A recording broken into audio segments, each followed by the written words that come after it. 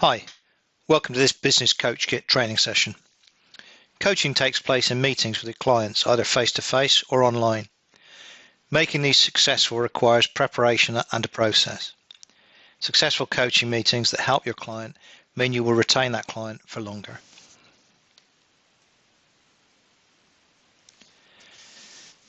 So in this coaching session, we're going to cover how to start coaching a new client, how to prepare for a coaching meeting, how to structure a coaching meeting, and how to keep clients on track and getting value. We'll also talk about meeting follow-up.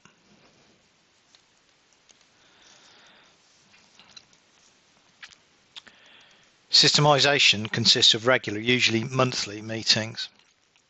Initially, these will be about building the relationship and opening out the issues rather than closing in on solutions. Even so, all your meetings, even the early ones, are planned and structured by you. But to start with, they may be rather less structured than you would like. They're about you and the client getting to know each other, about exploring the issues that the clients are facing, about the client getting to understand the way systemization coaching works, and about you really getting to understand what it is the client needs. Over time, these meetings turn into something which is more formal, more structured, and looks more like a management meeting. So we gradually develop these meetings into a routine, efficient, and effective management review based on KPIs. Clearly, to do that, we need the business to be being systemized as well. So they were putting in place these KPIs, systems, processes, and procedures that are required to run the business that way.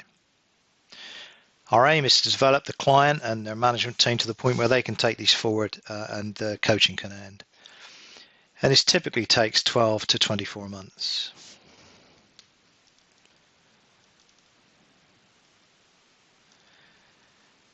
So our coaching is at the consultancy end of coaching. We do coach the client. We understand that we need to figure out the way their mind works, figure out the issues, their mindset issues that are holding them back. But we're more likely to suggest answers and explain the way we've seen this solved before than we are to spend a session trying to drag the answer out of them, asking them what they think. We believe the best way to change their mindset is by action to change their business. Then they start to believe it can be different. So we believe that success for most businesses is 20% leadership, but 80% is just being organized and being efficient and effective. And we coach accordingly. Just a word about the systemization coaching roadmap. This is a graphical representation of the systemization planner. We're not going to talk about the detail of what you do in systemization in this training session. This is covered in a couple of other training sessions about the planner and roadmap, and also about systemization in general and how it helps businesses. So this is about the conduct of the meetings rather than the deliverables of systemization. So we're going to start with a new client. So somewhere down the line, you've had a sales meeting. The client has agreed to sign up with you. You gave them a couple of things to get them started, arranged a date for the first meeting. This is probably some weeks later. So a week prior to this meeting, send an email to remind them of the date and chase up the pre-work you gave them, whether it might be the systemization plan or vision tool. Confirm the venue and parking facilities. You don't want to turn up and find you've got to park 20 minutes away and you're going to be late for the meeting. Before the meeting, review the content of the client file. We're going to talk about the client file in a moment, but it should include the sales meeting notes, the contract, and the prep work you gave them. In your client notebook, whether that's paper or electronic, enter the date of the meeting and bullet point the topics you want to cover. So there's a template agenda for first meeting and for ongoing meetings, two different agendas in the Business Coach Kit resources. Your desired outcomes really for the first meeting we'll talk about in a minute, but also you want to, if the client just sits there and looks at you and doesn't say anything, you need to have a roadmap through the meeting. So you don't want to be sitting there looking at each other saying nothing. So outline for yourself the meeting structure, rehearse it in your mind before you go in. Never arrive late. We are teaching routine, organisation, effectiveness. It doesn't get us off on the right foot if we turn up late for the first meeting. So client file, you can use whatever you like for this, whether it's the old manila hard copy folders or a tablet app or your laptop or Dropbox or whatever gets the job done. You want to minimize technology in the meeting. Do not open up your laptop in a coaching meeting. It just serves as a barrier between the pair of you, and you'll spend all your time tapping away rather than listening. But tablets where you can use a stylus to handwrite, they're fine, or the old-fashioned red and black notebooks, also fine. As your business grows, you need to be organized about this. When you're running 20 clients, you may be doing 2 or even 3 client sessions in a day. You have to be able to have these things to hand and have to contain everything that get you up to speed on the last meeting quickly. The last meeting was probably a month ago. You've seen 19 other clients since then. You forgot what you talked about. You need to have a little portable office with you so that you're effective in the way you manage these clients. You hit the ground running. You do not want to spend the first 10 minutes of your coaching meeting sitting reading what you told them last time. They're paying for your time. From minute 1, you need to be providing value.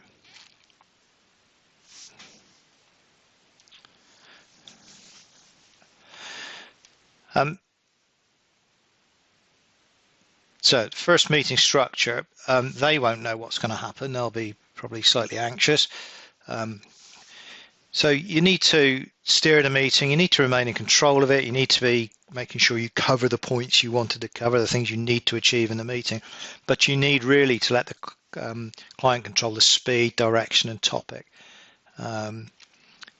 But ideally, the things that you need to cover fairly quickly in the meeting are a recap on their issue. So you've gone through your sales meeting notes, you know what their problems were that they've hired you to solve, but get them to talk through those again. They may need to refresh their memory a little bit about what they said as well. Review and discuss the prep work they have or have not done. It doesn't really matter whether they've done it or not. It has served its purpose, which is at the end of when they've made the decision to buy from you, you've immediately given them something to get on with, so they haven't had time to sit there worrying about how much money it was going to cost and whether it was going to work or not. So if they haven't done it, and this will probably bring up the topic of time, I didn't have time to do this, and you can kind of plunge straight into the, systemization is a choice, the way you manage a business is a choice, and how you spend your time is a choice. So you can start to talk about this is a problem they're going to have to address if they're going to change their business. If they have done it, that's great. You can go through it with them, and you'll learn something, and you'll start to identify some things that need to be fixed. You want to come out of this meeting with some measurable outcomes for your coaching engagement. And the client may struggle to give you kind of measurable outcomes, maybe rather vague about this. You may have to help them. What I suggest is you talk with them about this, you note down what they say, and try and come up with some kind of agreed measurable, and then you go away and write them up and say, this is what I heard. Email them back to them, say, this is what I think you were trying to achieve. Is that right? So it gives them a chance to think about it offline. But you do need to do this because you're going to come back to it, these outcomes, fairly frequently. And also introduce the concept of developing this coaching meeting from initially a fairly unstructured discussion about problems and what they might do about it into something that becomes their routine, efficient meeting for managing their business based on a KPI sheet. Most clients will probably have some burning issues they want to get off their chest straight away in the meeting. And you need to let them do this. And this is really useful exercise. So, they'll plunge into something and you can listen and make the odd comment. And, they may have bottled this up for a while. They're suddenly now they've got someone to talk to about their business, about their problems. So it's quite cathartic for them. So, you just kind of let them have their head on this. And you may have the odd suggestion or question. And you may have some answers straight away. I mean, it may be something you've seen 20 times before, and you can say, well, have you thought about this, or do you think this is the cause of the problem? But it may be something that you don't necessarily have. You can't recognize the pattern. You don't have the answers to hand. If you're fairly new to coaching, it's maybe something you haven't dealt with before. So really, you have to kind of encourage them to think it through for themselves, get all of the factors out on the table as far as possible, take copious notes, offer tea and sympathy, but don't necessarily commit to a solution. So you can use things like clean questioning or 5 whys or this kind of approach to try and help them get this out on the table. Then afterwards, you'll have a chance to reflect on what they said, look at the business coach kit resources, read up on it, and come back with some perhaps more concrete advice to them. So you need to be prepared in the first meeting, and in fact in any meeting, for left field questions, challenges, issues, and deal with those professionally and helpfully, even if you don't actually have the answer to hand. So you want them to do most of the talking. Ask questions that force them to clarify their thinking on a topic. So quite often the issue as first raised or talked about by the client is not very well formulated. It may be a symptom. In fact, it's almost always a symptom rather than a cause. And you need to kind of push back and ask them some questions. Why do you think it's that? Why do you think this is happening? So force them to clarify their thinking.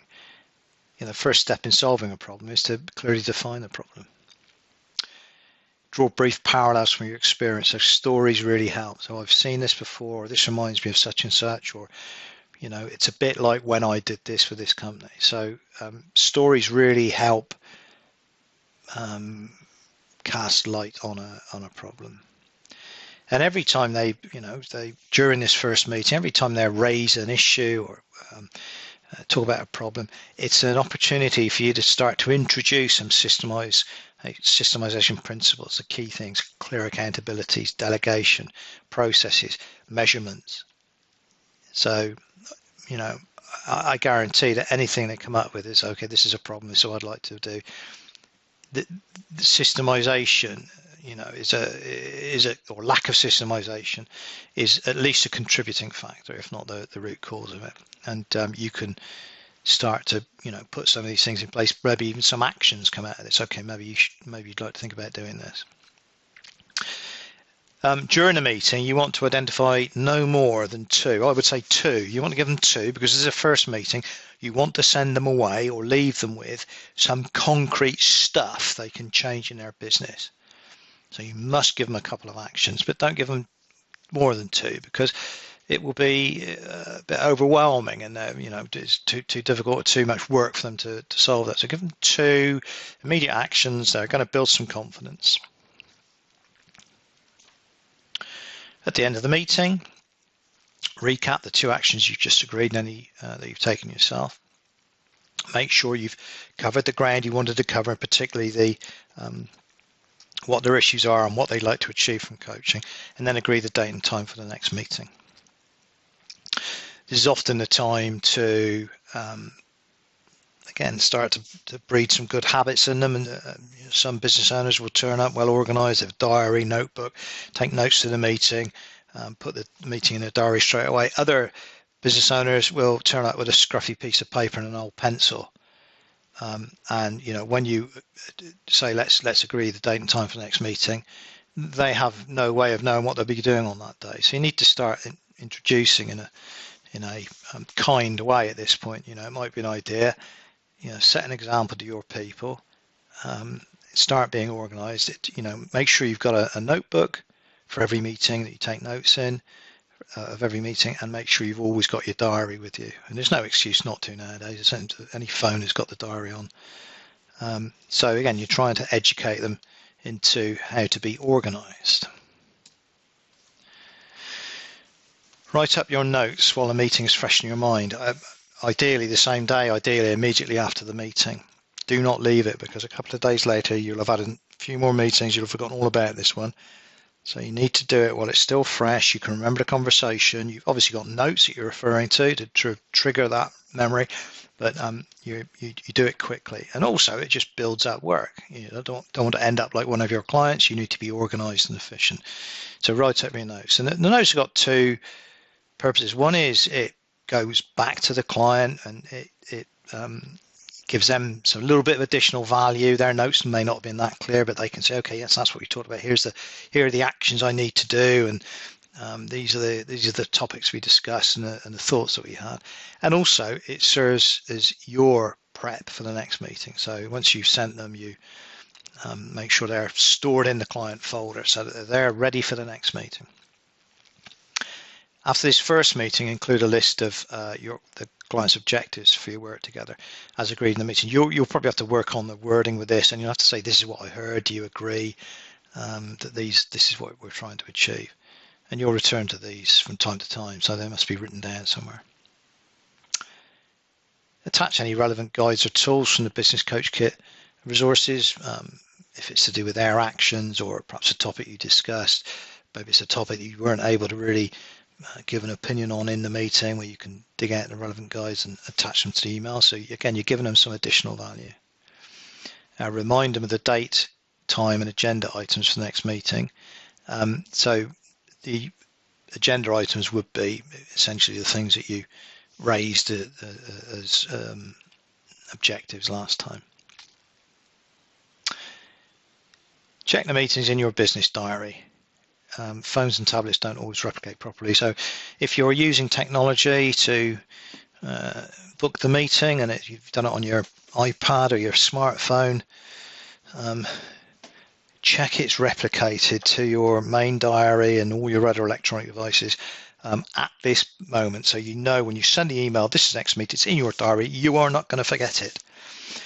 There's nothing that destroys your credibility as a business coach than being disorganized yourself, and not turning up for a meeting is pretty disorganized. So now you've had the first meeting, that's out of the way, and this next section we're going to talk about the way you prepare for and organize the ongoing, the repeating meetings thereafter. So when you get down the line a little way with your client, they'll be producing management reports, KPI sheets, management accounts, various things before the meeting. So if you got to that point and they're producing them for you before the meeting and they haven't arrived, just chivvy them up a little bit and say, okay, where's our management information? Again, what you're teaching them is it's highly inefficient use of time for all the people in a management meeting to spend the first half an hour reading all the reports and numbers that they should have looked at before the meeting. Okay. Make sure the client file, whether it's electronic or paper or a mixture, contains copies of your notes from the last meeting, any intervening correspondence. So, you may have had emails or phone calls. Perhaps you've edited some stuff for them or helped them with spreadsheets or something. Make sure you've got copies of all of this so that it's to hand in the meeting and ready for preparation for the meeting. Any reports we just talked about, and anything else that you've sent to them. So this is all in the client file. So you've got your mobile office, 10 minutes before the meeting starts, you go through this, note your bullet points on your meeting planner, and you're ready to go. Make sure that you've got enough things to cover that are going to cover the time available in the meeting. The worst thing you can do is to kind of run out of time or run out of things to talk about in the meeting, and you're both sitting there staring at each other, because the client is then thinking, why am I paying to sit and stare at this person who's not doing anything? And make sure you've got more than enough bullet points to talk about in the meeting or to discuss in the meeting. There's a template agenda in the Business Coach Kit resources for coaching meetings, which you can adapt. And the systemization planner stroke roadmap can be used for guidance. So I don't know if you're working on, let's say, the vision statement for the business now, that was the action you gave them. You're thinking, okay, what's up next? Well, it's either the marketing story or maybe my one-page strategy. Okay, so you're looking at, and maybe the delegation plan is something you need to introduce. So you've got 2 or 3 things that are going to take the systemization forward, take your coaching forward. You may not get to them. It doesn't matter if you don't get to them, because it means you had something else which is more useful to talk about in that meeting, more useful for the client, I'm saying. Okay, don't be late. This is largely the same as the first meeting. Allow them to control the direction and content of the meeting. So where you want to get them to is where you have a standard agenda with all of the information provided to all participants beforehand, and you follow that agenda through in an efficient and effective manner. You're, to start with, a long way away from this, and as long as you can keep clinging to the agenda, bringing people back to the things you want to cover, making systemization progress, it doesn't matter too much whether you follow that agenda, line by line as set out. But what you don't want to do is spend the whole 2 hours or 3 hours rambling or listening to the client ramble with no structure at all to the meetings. You do need to keep bringing people back when you feel you're not making progress. Often a client will have something that's gone wrong or happened since the last meeting, whether that's maybe an employee left or a new client or some product issue. So it's really difficult to get them to talk about strategy, the long term, if they've got something that's nagging at their or worrying them. So let them get that off their chest. Talk about any engines on fire before the meeting. This will be useful anyway because, as we said before, guarantee there will be opportunities as you help them think through what they can do about this to emphasize, reinforce systemization principles and use it as an excuse to get them to make some changes along the systemization roadmap. Review and discuss the actions agreed at the previous meeting. Again, whether they've completed or not completed. If they have completed them, great, you're onto a winner, a client that gets on with it. So you can review, suggest, 2 goods for every bad. So find the things that are good about what they've done and before you suggest any improvements. If they've not completed it, then we're going to talk about that in a little while, about where coaching starts to go off track. But take every opportunity to be positive and complimentary on progress. As the KPI sheet develops, then this really starts to form the basis of the meeting more and more. A separate training session on creating and using a KPI sheet with your clients. To start with, just use a simple agenda. Okay, this is really the same as the first meeting. You want them to do most of the talking, but what you need to be asking is pointed questions to get them to think more clearly about the issue that they're trying to deal with. They will often know the answer. They just haven't got around to sort of sifting through the things in their mind. So you're asking questions to clarify their thinking on a topic. You're, as much as anything, teaching them to someone to be a manager is really teaching them to think clearly about problems and to come up with rational decisions. Draw parallels from your experience if you can that help with this thinking. If you can't, if you think, "Oh, I've never heard of this before, I'm a bit at sea," then we're back to our 5 whys or clean questioning. So you tease out of it, why do you think that happened, and why do you think this is happening? What might be the causes of that? What do you think might be a solution for that? So you're really in coaching mode there rather than consultancy. You're really kind of helping them and helping you to understand what the issue is, so that you can then suggest possible solutions at a later point. Take every opportunity to reinforce systemization principles, and the key ones here: clear accountabilities, delegation, process, KPIs, and so on. And each meeting, we're really looking for 2 actions for your client. Two actions, I think, in a month meeting spaced a month apart. These are doable, as long as they're not huge actions. Don't overload them with 23 different things they could do, because none of them will happen and they'll lose faith. Okay, close out the meeting, recap the actions, agree the date and time for the next meeting. Try and end the meeting on a positive note. There will always be something positive. These guys are running businesses, so there's always something to cheer. They're doing a difficult job. Most of them do it pretty well. So let's have some positive words about the progress they're making. It's an occupational hazard for consultants certainly to focus on negatives, things that need fixing. We want to end on a positive note. Follow up, as for the initial meeting, write up your notes, ideally straight away. You get some insight when you're writing out, so things that, when you go through the notes you've made and try and organize them in some way to feed back to the clients, that, insights will appear to you, things you forgot to say in a meeting, you can add those in. So you give it a little bit of structure that is a kind of a useful summary for the client, includes the actions and so on and so forth. Attach 1 or 2 guides or tools if relevant, and again remind them of the date and make sure your technology isn't going to let you down with putting that in your diary. Now, staying on track, so I mentioned a couple of slides ago, what if they haven't done the actions that they agreed to do? I mean, that's one of the symptoms when you start to drift off track. So you find yourself having the same conversation meeting after meeting, and it's not moved forward. They're not completing actions, usually blaming, oh, I'm busy, on this happened or that happened. Okay, I mean, sometimes, if they broke a leg or got married or whatever, then okay, fair enough, you make allowances. But if it's just a business that is making them busy, then you go back to them and say, this is a choice. You have a choice about where you spend your time. Completed actions might be done, but they're not making a difference. So they're kind of shelfware. Things are being done, but they're not being embedded in to the business. They're not changing anything.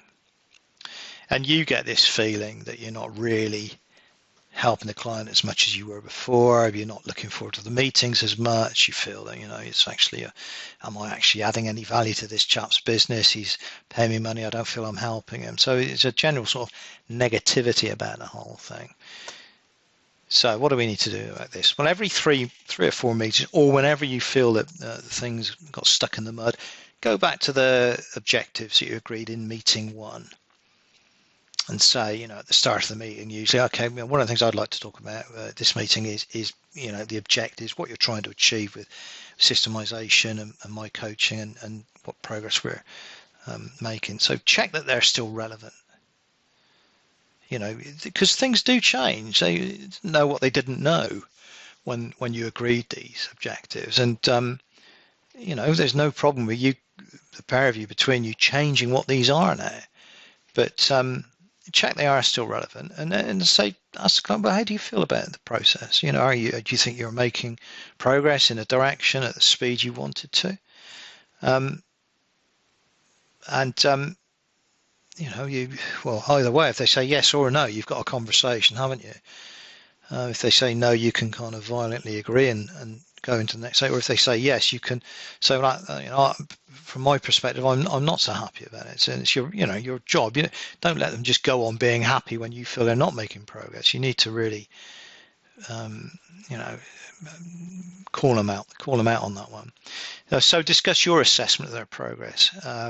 So you could use a systemization planner. So if you're using that with your client, then you can go back to, okay, this is where you were when we started.